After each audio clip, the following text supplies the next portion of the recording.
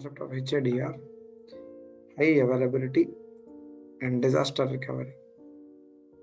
High availability to ensure 24/7 access to your databases. Disaster recovery to ensure automated data recovery in case of any failure. Mechanisms in SQL Server to implement HADR, replication, log shipping, and DB mirroring. Replication is a mechanism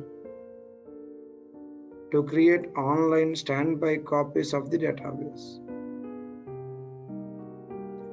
Operates at individual object level like tables, view, procedures, etc.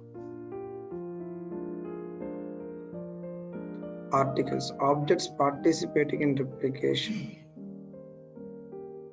tables, view, procedures, etc.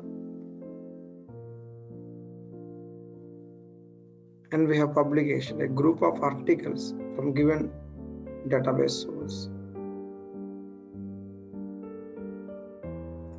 So publisher, source server involved in replication.